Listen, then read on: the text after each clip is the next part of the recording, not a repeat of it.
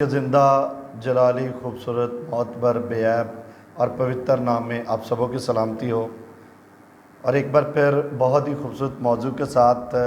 آپ سبوں کے درمیان میں حاضر ہوئے ہیں۔ اور آج کا موضوع بہت ہی خوبصورت ہے، اور وہ موضوع ہے توبہ اور بحالی۔ تو آئے میرے عزیزوں، میں ساتھ ہم دیکھیں گے عہد عتیق میں سے یونا نبی کا صحیفہ، اس کا 3 باب اور پہلی 2 آیات کی ہم تلاوت کریں گے۔ اور کلام خدا میں یوں لکھا ہے، خداوند کا کلام دوسری بار یونا پر نازل ہوا کہ اٹھ اس بڑے شہر نینوا کو جا اور وہاں اس بات کی منادی کر جس کا میں نے تجھے حکم دیتا ہوں۔ کلام مقدس کا پڑھا، سنا، سمجھا اور قبول کیا جانا ہم سب کے لیے باعث برکت ہو۔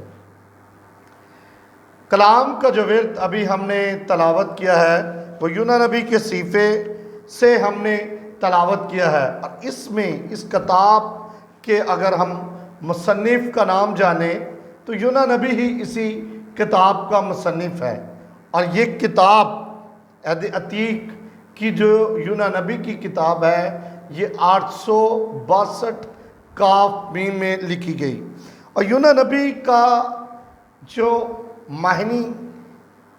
ہے وہ ہے فاختہ یا کمری یا بے عقل پرندہ۔ اور یونا نبی کا اگر ہم تاریخ سے مطالعہ کریں یا بائبل مقدس کی تاریخ کی کتابوں میں سے مطالعہ کریں یا عہد عتیق میں سے مطالعہ کریں تو دوسرا سلاطین اس کا 2 باب اور 30 آیت کا جب ہم مطالعہ کرتے ہیں تو اس میں 500 انبیاء زادوں کا ہمیں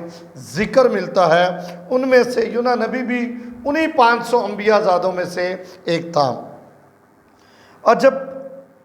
جس مقام پر اس وقت یونا نبی تھا، وہ مقام سے 600 میل 500 سے 600 میل شمال مشرق کی جانب نینوا شہر واقع تھا۔ اور خدائے قدوس الہیم پاک خدا نے یونا کو حکم دیا کہ جا نینوا کے لوگوں کے اندر جا کے توبہ کی منادی کر، کیونکہ نینوا کے اندر برائی حد سے زیادہ بڑھ چکی ہوئی تھی، زنا پرستی حد سے زیادہ بڑھ چکی ہوئی تھی، اور اس کے ساتھ ساتھ یہ لوگ بدی کرنے کے آشنا ہو چکے ہوئے تھے، اور بدی ان کے اندر رچ چکی ہوئی تھی، اور بدی ان کا شیوا بن چکی ہوئی تھی۔ زنا پرستی اور ہر قسم کے وہاں پہ بدی اور بدکاری حد سے زیادہ بڑھ چکی تھی۔ اور خدائے قدوس فرماتے ہیں کہ ان کی شرارت، ان کی بدی میرے تک پہنچی ہے، اور خدا فرماتا ہے کہ نینوا کے شہر کے اندر جا، اور نینوا کے شہر کے اندر جا کے منادی کر۔ اور یونا، جبکہ خدا کا حکم ہوتا ہے کہ نینوا کے شہر کے اندر منادی کر، لیکن یونا جو ہوتا ہے وہ کسی اور شہر کی طرف، تاثیر کی طرف کا رخ کرتا ہے، اور تاثیر کی طرف رخ کرنے کے بعد اس جہاز میں بیٹھ جاتا ہے اور اس جہاز میں سفر کرنا شروع کرتا ہے۔ جیسے ہی سفر کرنا شروع کرتا ہے میرے عزیزوں، تو سمندر کے اندر ایک بڑا طوفان برپا ہو جاتا ہے، اور سمندر کے اندر جب بڑا طوفان برپا ہو جاتا ہے تو ہر طرف سے شور و غل کی آوازیں آنا شروع ہو جاتی ہیں، اور لوگ اپنا سامان اٹھا کر، جو اس میں سامان ایک جگہ سے دوسری جگہ لے کے جا رہے تھے، وہ سامان اٹھا کر سمندر میں پھینکنا شروع کر دیا تھا۔ جب سمندر میں پھینکنا شروع کر دیا تھا اس سامان کو، تو دوسری جانب وہ اپنے اپنے دیوتا کو پکار رہے تھے، دوسری جانب اپنے اپنے خداؤں کو پکار رہے تھے، لیکن ایک شخص بالکل سمندر کے جہاز کے نچلے حصے میں جا کر آرام سے سو رہا تھا، اور جب انہوں نے فائنڈ کیا کہ سارے شخص یہاں پر، تمام لوگ یہاں پر موجود ہیں لیکن ایک شخص یہاں پر موجود نہیں ہے، تو انہوں نے فائنڈ کیا وہ شخص کون ہے، تو جب فائنڈ کیا تو وہ شخص سو رہا تھا اور وہ یونا نبی تھا، اور یونا نبی کہتا ہے کہ یہ طوفان اگر آیا ہے تو میرے سبب سے آیا ہے، کیونکہ اسرائیل کے خدا نے مجھے حکم دیا کہ جا نینوا کی طرف جا، لیکن میں نے اس کی حکم عدولی کی ہے، میں نے نافرمانی کی ہے، جس سبب سے یہ طوفان برپا ہوا ہے۔ تو اس نے فرمایا مجھے اٹھا کر سمندر میں پھینک دو۔ جو سمندر میں ایک بڑی مچھلی نے یونا کو نگل لیا، اور جب یونا کو نگل لیا تو یونا مچھلی کے پیٹ کے اندر دہائی دیتا ہے، پکارتا ہے اور دعا کرتا ہے، اور پھر ایک امید ظاہر کرتا ہے کہ میں پھر سے تیری ہیکل کا مشتاق ہوں گا، میں پھر سے تیری ہیکل کو دیکھوں گا، اور یونا اقرار کرتا ہے کہ مجھ سے غلطی ہو گئی، مجھ سے غلطی ہو گئی، اور یونا اقرار کرنے کے بعد توبہ کرتا ہے مچھلی کے پیٹ کے اندر، اور پھر خدا قدوس مچھلی کو حکم دیتے ہیں اور مچھلی اسے اپنے منہ سے نکال پھینکتی ہے۔ جیسے ہی مچھلی اسے اپنے منہ سے نکال پھینکتی ہے اور یونا کو حکم دیتا ہے کہ نینوا شہر کے اندر جا، اور نینوا شہر کے اندر جا کر منادی کر، نینوا شہر کے اندر منادی کر۔ جیسے ہی وہ نینوا شہر کے اندر جا کر منادی کرتا ہے تو وہاں کے بادشاہ، وہاں کے وزیر، وہاں سے جتنے بھی اعلیٰ عہدوں پر تھے، ان تمام لوگوں نے، امیر سے لے کر غریب تک اور بادشاہ سے لے کر فقیر تک، ہر ایک شخص نے ٹاٹ اوڑھ لیا، اور ٹاٹ اوڑھنے کے بعد خاک اپنے سر پر ڈالنا شروع کر دی، اور توبہ کرنا شروع کر دی، اور اقرار کرنا شروع کر دیا کہ ہم سے گناہ ہوئے ہیں، ہم سے گناہ ہوئے ہیں، توبہ کرنا۔ یہاں تک کہ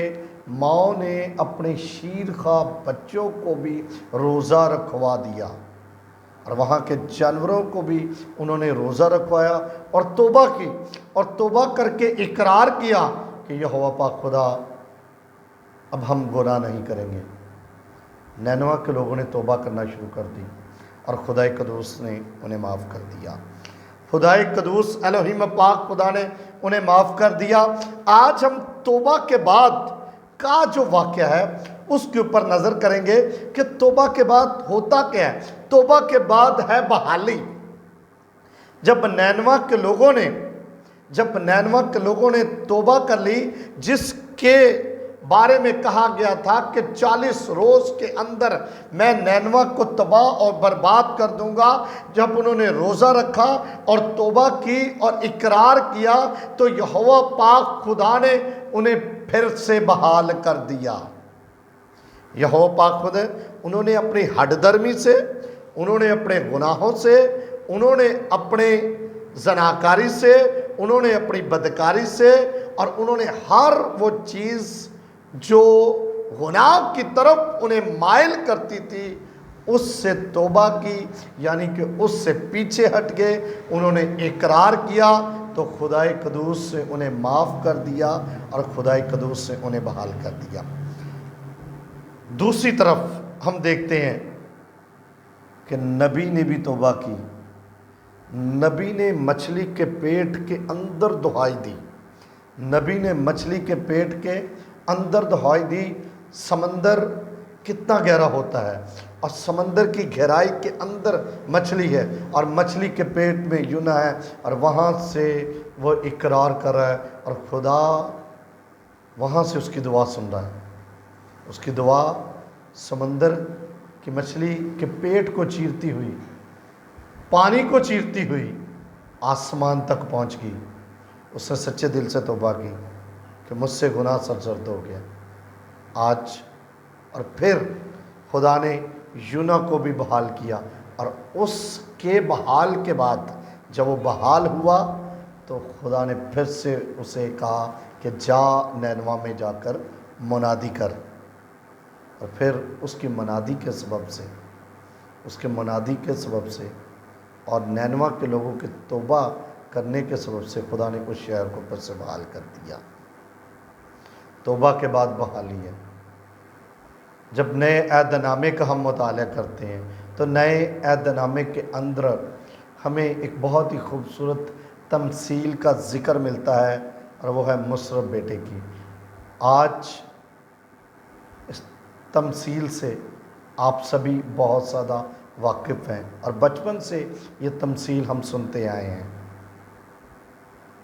कि एक बेटा होता है और वो अपने बाप से हिस्सा लेता है, और हिस्सा लेने के बाद अपना वो सारा रुपया पैसा अय्याशी के अंदर, जनाकारी के अंदर, बदकारी के अंदर, जुओं के अड्डों के अंदर और बुराई के अड्डों के अंदर सारा पैसा उड़ा देता है। लेकिन जब उसे एहसास होता है तो वापस आता है, और जब वापस लौट कर आता है तो उसका बाप उसे फिर से गले से लगा लेता है, जबकि उसने गुनाह किया होता है, जबकि उसने बाप का हिस्सा सब कुछ बर्बाद किया होता है, लेकिन बाप उसे माफ़ करता है। ज़मीनी बाप भी कई मर्तबा हमें हमारी ख़ताओं से,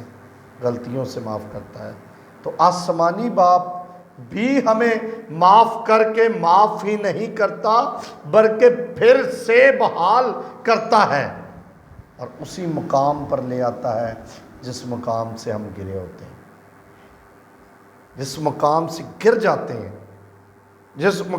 गिर जाते हैं उस मुकाम से फिर ऊंचे मुकाम पर ले जाता है। और खुदाई कदूस अगर यूना को माफ़ कर सकता है, नैनवा की बदकारी को माफ़ कर सकता है, नैनवा के लोगों ने जो बदकारी की थी, जनाकारी की थी, और खुदा ने फैसला कर लिया था मैं इसको तबाह और बर्बाद कर दूंगा, और दुआ और रोज़े और तौबा ने खुदा के फ़ैसले को तब्दील कर दिया, और नैनवा शहर फिर से बहाल हो गया। यूना नबी ने तौबा की, खुदा ने उससे बहाल कर दिया। मुसरफ बेटे ने इकरार किया तो ज़मीनी बाप ने उसे माफ़ कर दिया। आज अगर आप तौबा करेंगे, जो गुनाह के ज़ुमरे में आ चुके, जो बदकारी के अंदर है, जो ज़नाप्रस्ती के अंदर है, खुदा उन्हें माफ़ करके बहाल करना चाहता है। मेरे अज़ीज़ों, आज ज़रूरत है हमें तौबा करने की और इकरार करने की। जब आप इकरार करेंगे, अगर नैनवा के लोगों को खुदा बहाल कर सकता है, नबी को बहाल कर सकता है, तो वो आपको भी बहाल कर सकता है। ज़रूरत है इस अमल की, हमें तौबा करनी है और इकरार करना है, और यहोवा पाक खुदा के कदमों में झुक कर सजदा रेज़ होकर अपने गुनाहों का इकरार करना है। जब आप इकरार करेंगे तो खुदाए कदूस आपको माफ़ करके बहाल करेगा, और खुदाए कदूस जब माफ़ करके बहाल करेगा तो फिर अबदी ज़िंदगी के दरवाज़े मेरे और आपके लिए खुल जाएंगे जब वो हमें बहाल करेगा। खुदावन आज के कलाम के वसीला से आप सबों को बरकत दे, आमीन।